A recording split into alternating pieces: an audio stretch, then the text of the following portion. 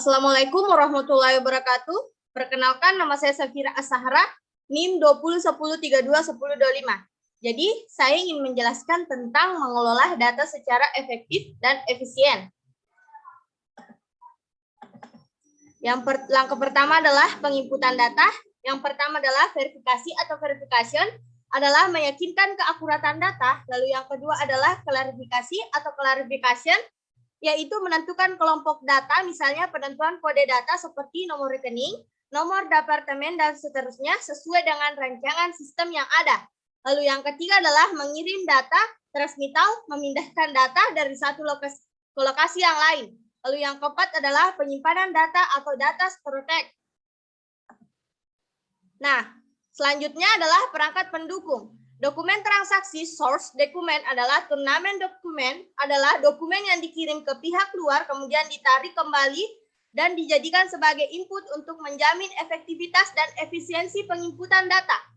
Nah, format dan isi ini sudah disesuaikan dengan teknologi penginputan yang ada. Otomatisasi penginputan data source. Data automation adalah penginputan data secara otomatis untuk meningkatkan efektivitas dan efisiensi penginputan data. Nah, saya akan menjelaskan tentang elemen dasar penyimpanan data. Yang pertama adalah entity, adalah sesuatu objek yang dilekati oleh data, misalnya karyawan, item persediaan pelanggan, dan seterusnya. Lalu yang kedua adalah attributes, adalah karakteristik data yang melekat pada entity, misalnya tarif gaji, alamat karyawan. Lalu yang ketiga adalah data value, adalah data yang tersimpan pada sebuah file, pada sebuah rekod tertentu.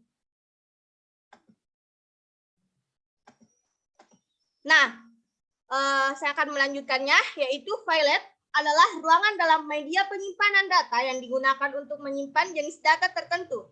Lalu yang kelima adalah record, adalah gabungan dari beberapa file untuk sebuah entity.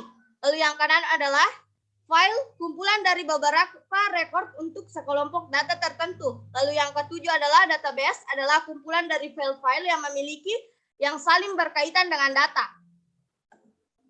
Nah, saya akan menjelaskan tips mengelola data karyawan secara efektif dan efisien. Yang pertama adalah menggunakan software atau database karyawan. Nah, ada beberapa jenis software yang tersedia untuk mengelola database karyawan. Ini berbeda dari sekadar Word atau Excel yang masih perlu penyelesaian di berbagai tempat. Jadi, sebuah software database karyawan memang ditunjukkan untuk mengelola data. Jadi, menu dan pilihan yang ada dalam software tersebut diperuntukkan untuk mengelola data yang berkaitan dengan karyawan. Tentu saja, pertama menggunakan perlu pembelajaran terlebih dahulu, sehingga bisa digunakan secara efektif. Nah, yang kedua adalah menentukan informasi yang dikelola. Nah, sebuah software database yang bisa diatur, apa saja pilihan menu yang nantinya bisa muncul. Masalah pendataan karyawan, maka sebuah perusahaan perlu menentukan terlebih dahulu apa saja informasi karyawan yang perlu dimasukkan. Lalu yang ketiga adalah manajemen database. Manajemen database diperlukan agar data bisa dikelola dengan baik. Perusahaan perlu memikirkan tentang di mana tempat tersebut diletakkan, siapa yang bisa mengakses, siapa yang mengelola, dan lain-lain. Nah, database ini bisa disimpan secara online sehingga diakses dari berbagai komputer, namun tetap dengan keamanan yang terjaga. Penyimpanan secara online atau secara tetap menjadi tren di tahun 2008 menurut netrotworld.com.